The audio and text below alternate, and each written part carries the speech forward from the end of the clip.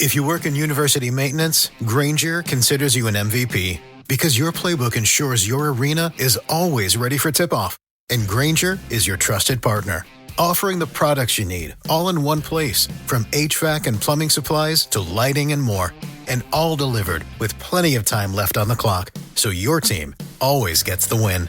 Call 1-800-GRANGER, visit Granger.com, or just stop by. Granger, for the ones who get it done. If you work in university maintenance, Granger considers you an MVP because your playbook ensures your arena is always ready for tip-off. And Granger is your trusted partner, offering the products you need all in one place, from HVAC and plumbing supplies to lighting and more.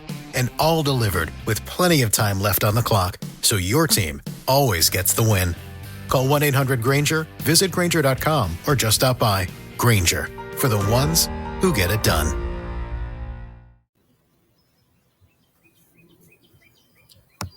Ladies and gentlemen, thank you for listening. Thank you for downloading. And thank you for subscribing to the latest edition of the 12 Kyle podcast. I am your boy, 12 Kyle. Check this out. On this episode, what I want to talk about is fans, fandom, fanatics.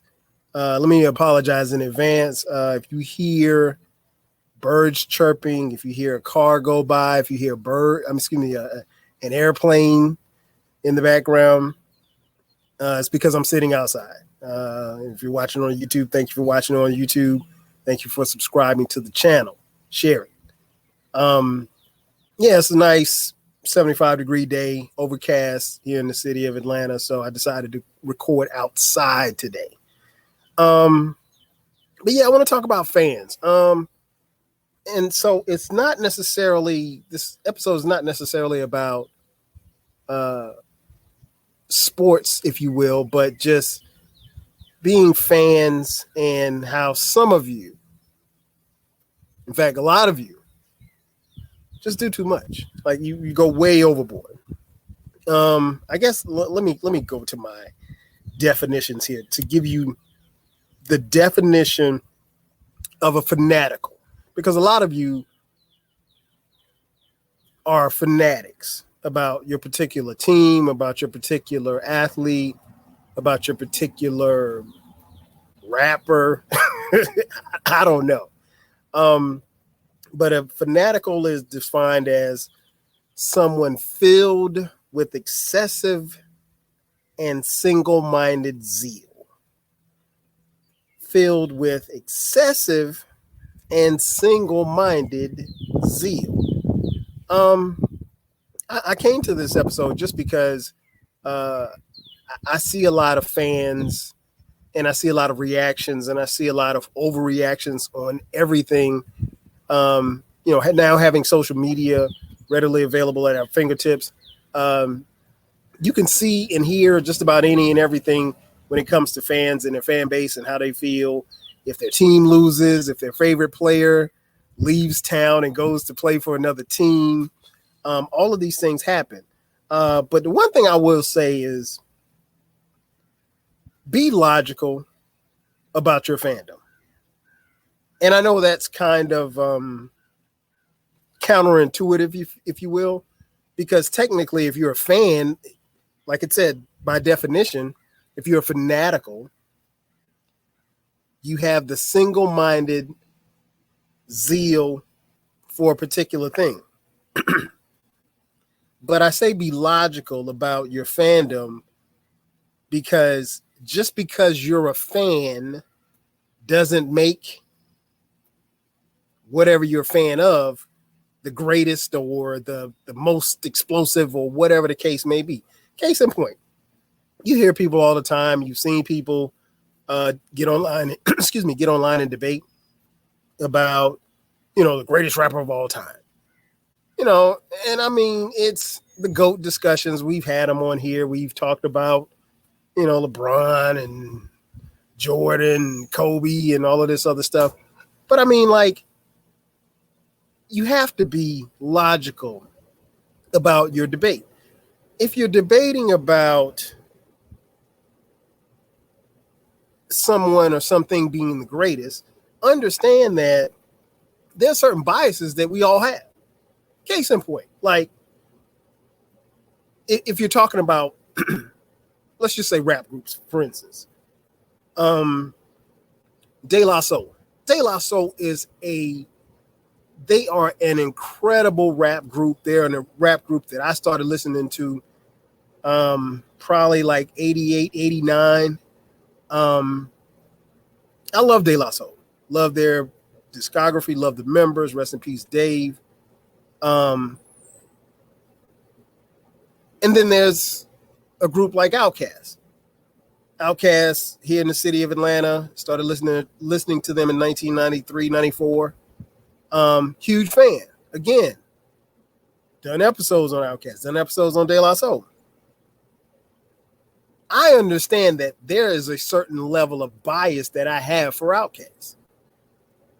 And so if you ask me the difference between how I feel about Outkast and De La Soul, understand that there's a level of bias there, because I know that I am slightly biased towards Outkast in everything. And so if you ask me to compare them to De La Soul, wherein there's really not a lot of comparison. I mean, they're both phenomenal groups, and it really just depends on who you ask. But I'm biased. Case in point, if you ask my man Eclectic, you guys know Eclectic. You guys know Eclectic loves De La Soul. He does. I do too. He's listened to De La Soul probably as long as I have listened to De La Soul. He's not particularly a fan of Outkast. Not a hater, but he's not a fan of Outkast. But he has a certain bias toward De La Soul. And it's okay. But when you're a fan, you have to understand that there are some biases that we all carry. Be aware of those biases. That's all I'm saying. I mean, it's okay. It's okay to be a fan, but be aware that you can be biased. Another thing I'd like to convey in this podcast is understand that your fandom doesn't change anybody else's opinion. Let me say that again. Your fandom towards someone else does not change my opinion if it differs from you. If you think that, I don't know, let's just say Patrick Mahomes. If you think that Patrick Mahomes is the greatest quarterback, or that let's just say he's the best quarterback in the NFL, and you happen to be a fan of Patrick Mahomes, and you happen to be a fan of the Kansas City Chiefs, which whom he plays for, that's cool. But if I say that, I don't know, Aaron Rodgers is better, there's nothing that you can do to change my opinion. Your fandom doesn't change my opinion. My opinion is just that, my opinion. And I think sometimes, a lot of times, I'm not going to say sometimes, a lot of times I see people getting into it online, and they are constantly, consistently, and systematically trying to change someone's opinion because it differs from theirs. Listen, if you think that Lil Wayne is the greatest rapper of all time, hey man, cool. That's good for you. You get no beef from me. I might think it's ridiculous, but you get no beef from me. I'll throw my hands up. You know what I'm saying? But that's your opinion. You're entitled to your opinion. I'm entitled to mine. But you can't be a fan. I mean, like sometimes people are such fans of these artists or these teams that they let their fandom totally cloud their judgment. And then it becomes, silly. I mean, again, you can't change somebody's opinion just because you yell it loud enough. It don't work like that. I'm sorry. It doesn't. It doesn't change anybody's mind. I mean, like, and I'll give you an example. Like, I used to be a fan of a show that comes on ESPN, First Take. First Take, if you're not familiar, Stephen A. Smith, ESPN, gets on there and debates people. I don't watch it, and I haven't watched it in years. I mean, every now and then somebody will put a clip in the group chat, but, you know, it's not something that I it's not something that I even pay attention to. But Stephen A. Smith will get on TV, and he's opinionated, and he's paid, what, $12 million a year, something like that? Paid handsomely to get on TV and voice his sports opinion or his opinions about anything. In fact, a couple of months ago, I remember Stephen A. Smith made a comment about Rihanna's Super Bowl halftime performance. And he said, while it was great, it was phenomenal, it was incredible, he gave her all the kudos. He said, you know, her performance wasn't touching Beyonce's performance. And man, listen. Everybody, all of the fans, all of the Beehive came out of the woodwork, and they were trying to cancel Stephen A., and it was all in his mentions and everything. And it's his opinion. But the fans, the Beyonce fans, the Beehive, whatever you want to call them, man, they were on social media, of course. They were coming for Stephen A. Now, social media, you know, it's not really a real place. Twitter's not a real place. Hello? So I don't think there was anybody threatening to beat Stephen A. up. I don't think anybody was running up in the ESPN studios in New York City in the Seaport District to catch a fade with Stephen A. But the fans were just downright ridiculous with some of their responses and some of the outrage, as I put in quotation marks. I remember one time we were on Twitter one day. This was years ago. And I can't even remember what the discussion was, but somebody had retweeted a song or a performance or something into my mentions. And it was a song by a lady by the name of K. Michelle. I'll be honest, at the time, I didn't really know who K. Michelle was. But the 30-second link of the song they tweeted into my timeline, I listened to it and I was like, oh, this is not good. It's like, she can't sing. Man, why did I do that? Somebody retweeted it. And then all of a sudden I started getting all of these tweets from people who didn't follow me and I didn't follow. And they were like talking about, I don't know anything about singers and this and that. And you got a podcast. How do you know? And I'm like, I don't know y'all. Why y'all coming at me? I'm just a radio guy. But I mean, I blocked them or whatever like that, but it was just funny to me. And it just showed me something that was early in the stages of this fandom that we see online. That some people out of their damn mind. Because K. Michelle don't know me from a can of paint. And at that particular time, I didn't know K. Michelle from a can of paint. I mean, honestly, K. Michelle probably could walk into my yard right now with a K. Michelle jersey on, and I probably wouldn't know who she was. I'm being honest. I don't know. I don't follow her. I don't know what she looks like. I'd have to Google her. But her fans really so-called launched an attack on me, I guess, that day. It was funny to me. I mean, my timeline was lit up. And I've seen similar situations happen to a larger degree with the Beehive, and that's Beyonce's fans or stands, if you will, and the Barbs. Oh my God, Nicki Minaj, the Barbs. That's her, legion of fans. But yeah, no, I'm not with that. I'm not with that. You can be a fan,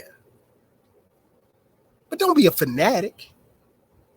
Don't be overzealous about a team or an artist or something that don't give a damn about you or even merely knows that you exist. It's funny because I probably shouldn't say this, but I'm gonna share this story anyway. I have an associate, let's say. Me and this associate, we used to be pretty cool. Something happened, I don't know. We just stopped talking or whatever. And this particular associate, so we stopped talking. We stopped following each other on social media. But she's pretty popular, and she's a fan of Dallas Cowboys, and she would always like tweet about the Cowboys or whatever like that. And the Cowboys had this receiver by the name of Dez Bryant, and Dez Bryant was saying something on Twitter one day, and she would always tweet him. And he, to my knowledge, he never tweeted her back or anything like that. And he said something controversial or whatever like that on Twitter one day. And, you know, even when she was giving him praise when he was playing and everything, he never responded to any of her tweets. And the one day she said, Dez, you need to take this tweet down because you're doing this, and that. He told her to shut the fuck up. Oh my God, this was hilarious. But this was a classic case of a fan being a fan. Like, you don't tweet these people. These people don't know you. These athletes don't know you. Yeah, you root for the team and you root for them and you buy their jerseys. And I'm gonna talk about that in just a second. But no, I mean, like, you going to bat, you going hard for them, and they don't care. They don't know that you exist. They see your tweets, but they're not responding to you. And the one time that she wanted Dez Bryant to respond, he told her to shut the fuck up. Man, when I saw that tweet, I was on the floor crying. I mean, it is what it is. But yeah, I mean, you can be a fan, but don't be a fanatical. Don't be overzealous. Don't be single-minded in your zeal for a particular artist or a particular team. And don't do nothing stupid.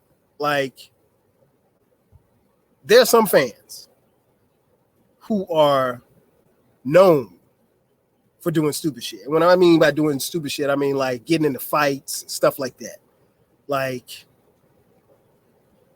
the LA Dodgers, San Francisco Giants, baseball fans, notorious for getting into fights. And usually they're fights with each other. But yeah, if you're a Dodgers fan, I wouldn't dare go to a San Francisco Giants game, you know, with a Dodgers jersey on or something like that. I mean, fights always break out. Who's got fans? There's some teams that are notorious for having rowdy fans. The Raiders, shout out to Baylor, the Rams, the 49ers, the Philadelphia Eagles. Yeah, man. Crazy fans. Boston Red Sox, the Giants, Dodgers, just to name a few. But I mean, like, when it's getting to the point where you're fighting in the stands and you're getting thrown out of stadiums and you're getting arrested, it ain't worth it. It's just not. I mean, like, if I'm going to a game, I'm going to a game to see the game. I'm not going there to, you know, be fighting and stuff with somebody. I mean, I'm grown. Like, what I look like going to a game on Sunday, now I get arrested. Now I'm in jail for the next 2 days. No, man. Come on, man. Let's have some sense. It's not that serious. The players are on the court or on the field or on the ice or on the diamond, and they're competing, but it ain't even that serious to them. And you in the stands fighting? Come on, man. And I'm going to let you in on a little secret. Little secret. These celebrities, entertainers, athletes, they don't care as much as you think they do. A lot of them don't care at all about what you think. When a team plays a football game, two teams play a football game, it's a hard-fought game. They battled. One team lost as the other team kicked the game-winning field goal. Players, shake hands. Some of them pray together after the game. Some of them pose for pictures. Some of them swap jerseys, which is a whole nother subject within and of itself. But they process the loss differently. They move on. There's a cool-off period. They shower, some of them. They get dressed. They talk to the media. They meet with their families, and then they go home. It's that simple. A lot of players aren't devastated when they lose a game. They're just not. As fans, the fans a lot of times are furious. But the players, they process it differently. They don't carry that weight of a loss with them like that. It's because they've been taught and trained to compartmentalize how you move forward. And even the wins, some of them, when they win, they celebrate, but it's not, it's really depending on the sport, obviously, because football is a sport. Like, I would use football as an example. You only have a select amount of games. So you have the fewest amount of games. So the attachment to winning and losing is comparatively different from the other sports because you have a very small sample size. So no, you can't.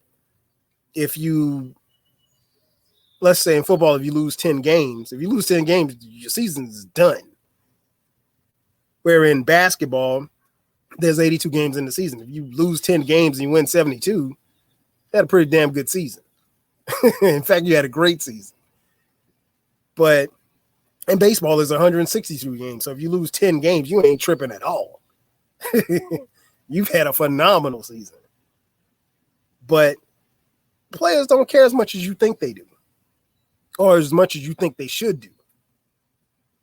Most players don't carry the loss with them when they lose. They just don't. They're bummed out about it maybe for a little while. But once they get around their family and their friends, no. I mean, like I remember it was a couple of years ago, somebody lost like in the NBA finals and they were out partying the same night with the team that beat them. I mean, like, that's not something I would do, but there's a different day. These guys don't hang on to losses like that.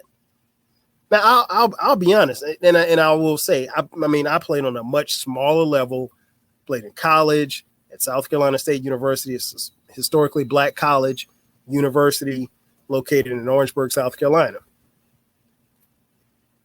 We played, 11 games a year. So, yeah, when we lost, no, I took that shit personal. I didn't want to go out. I didn't want to hang out. I didn't want to kick it with my teammates. I didn't want to do anything. I just wanted to be in a room and just chill by myself. I didn't really want to talk to too many people. I mean, and fortunately for us, we didn't lose a lot. We were pretty damn good the whole time I was at South Carolina State. So given the fact that we didn't lose a lot, I didn't have to deal with losing. But no, a lot of people take it guys don't really take it personal, and ladies too, don't really take it personal like that. And they don't carry those losses with you. So as a fan, you're mad because your guy missed or your lady missed the game-winning shot. But once they missed that game-winning shot and they've gone to the locker room and had a chance to process it, they ain't really tripping. So why are you tripping?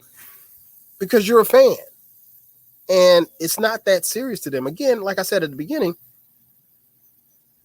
players, celebrities, entertainers, they don't care as much as you think they do. And a lot of times, they don't care as much as you probably would like them to. Not saying that they don't care at all, but they don't care as much as you think they do or think that they should do. you know, and if we're being honest, and I've said this before on the podcast, and it's worth repeating, as a fan, you really don't care about the player. You don't. And it's always troubling to hear fans talk about the elephant in the room. Money, right? Because they speak as if the money is theirs. Oh, well, we just gave this guy a $50 million contract. We? Sir, you are not employed by the New York Knicks. You are not the Milwaukee Brewers. You are not the Seattle Seahawks. What do you mean we? You didn't give them nothing. And here's the thing. Fans will always talk about somebody's contract. Oh, he's not living up to that contract. You know, we paid him $50 million this year, so he better do something. Really? Ask yourself, are you living up to your $50,000 salary? Or are you living up to your $75,000 salary, your $100,000 salary, your $200,000 salary? I mean, the reality is, your job is probably getting about as much from you as you're going to give them. You ain't going to give them no more. If they told you $75,000 is all we're going to pay you, you're not going to make a dime more nor a dime less. You're going to give them $75,000 worth of work. That's it. You ain't going above and beyond. You don't care about that job like that. What makes you think athletes don't feel the same way? They're going to get what they're going to get. And then sometimes athletes are just doing the best that they can. But because we know how much they make, there's a certain level of expectation. And rightfully so, yeah. I mean, if you got a $100 million contract, people are going to expect you to perform. I mean, that's pretty simple. But on the flip side, it's not your money. So don't be on Twitter talking about we gave him $200 million. You didn't give him shit. His employer did. You just happen to root for the employer. And I mean, at the end of the day, and the thing that bothers me too is hearing fans, oh, well, he should take a pay cut. Huh? Say what? Man, you know how much eggs cost these days? You know how much gas is? Who in their right mind is taking a pay cut doing anything? You ain't taking a pay cut from Walmart. Why you want him to take a pay cut? You ain't taking a pay cut from your job at the newspaper. Why do you want him to take a pay cut? Why do you want her to take a pay cut?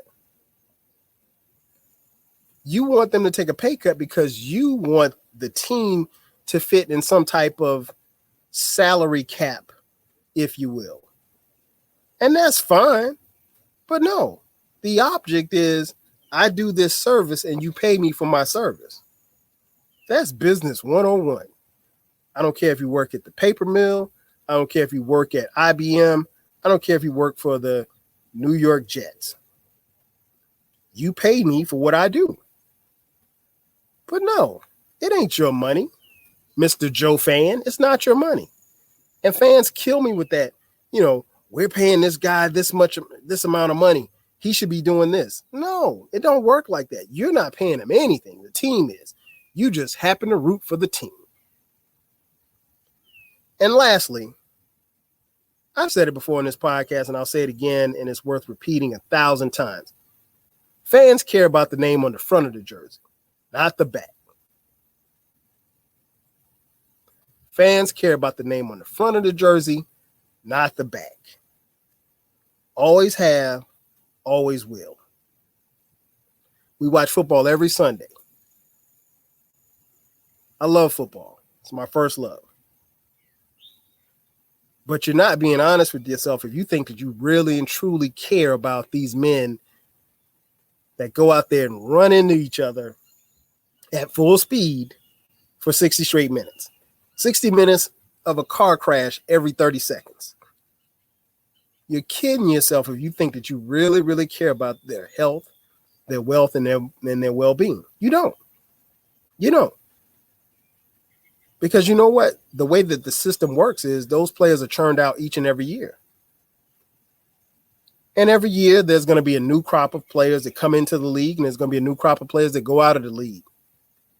And I've often said, like, nobody really retires from football. Like, you retire when your phone stops ringing. That's when you retire. Yeah, so there's some guys, get a chance to sign a 10-day contract or 1-day contract and come back and be, on the team for a day or whatever. But for the most part, no. Most players don't retire. Phone just stops ringing. And that's the sad truth. And I mean, that goes in a lot of sports, not just football. But again, I think we care about the team, not the player. Nobody cares that you played for this team for 5 years. You made some money, a good bit of money. Maybe it's not a lot to live off for the rest of your life, but you got a good start on life. Got a better start than most people, right? But the flip side of it is that you've risked your health in the process. And those 70,000 people in that stands, they don't care about you waking up with headaches. They don't care about you suffering from post-concussion syndrome. They don't care about, the knee that you have to pop back into place just to get out of bed. They don't care. They don't care about the divorce that happens after you stop playing ball because now you're with your wife all the time and you realize you have nothing in common and you can't stand each other. They don't care about you going broke. They don't. All they care about is, can you help their team win? And I'll be honest, I'm guilty as charged. We don't care. I think the thing is, I've made peace with the fact that I don't care, and I've understood that, no, I root for teams, and that's it. But no, I mean, as a human, yeah, I do care. I want to see people okay, but I also understand, too, that, these guys signed up to play this sport, and they signed up for this money, and they signed up for everything that comes with it. And there's a lot that comes with it. But on the flip side is, some of them won't be okay when it's all said and done. As a human being, I'm concerned about that part of it. But no, I'm not. My favorite running back from 1992, I don't know what he's doing. I don't know how he is mental health wise. I don't know how he is financially. But I know about that team. And I think as fans, you got to stop kidding yourself and then thinking that you care about these players. You really don't. What you should be caring about is cheering for them, uplifting them, supporting them while they're doing what they're doing. And leave it at that. Same goes for basketball, baseball, hockey, track, whatever. You're not as invested in the players as you think you are. You're not. You're just a fan. You care about the name on the front of the jersey, not the name on the back. And when you're a fan, you can't lose sight of that. And I'm here to help remind you that that's how you feel. And it's okay. But if you're going to be a fan, don't do stupid stuff. Don't be out here fighting. Don't be out here getting online, arguing with people about who's this or who's that. Because at the end of the day, you're a fan. A nameless, faceless fan. That's going to do it for me. Ladies and gentlemen, thank you for checking out this edition of the 12 Kyle podcast. Be sure to subscribe to the podcast. The podcast drops every Thursday at midnight. We have bonus episodes that from time to time drop on Sundays at midnight. If you feel so inclined, hit us up. put a little money in my pocket. Cash App, $TWELVEKYLE on Cash App if you would like to support the 12 Kyle podcast financially. Again, that's going to do it for me. I am your boy 12 Kyle. I'll catch you guys next time. 5Gs. When you manage procurement for multiple facilities, every order matters. But when it's for a hospital system, they matter even more. Grainger gets it and knows there's no time for managing multiple suppliers and no room for shipping delays. That's why Grainger offers millions of products in fast, dependable delivery, so you can keep your facility stocked, safe, and running smoothly. Call 1-800-GRAINGER, click Grainger.com, or just stop by. Grainger, for the ones who get it done. Quick quiz. What injury law firm has been helping people in the District, Maryland, and Virginia for over 35 years? That's right. It's Greenberg and Betterman. Auto accident? Medical malpractice? Get a free consultation by visiting gblawyers.com and feel better.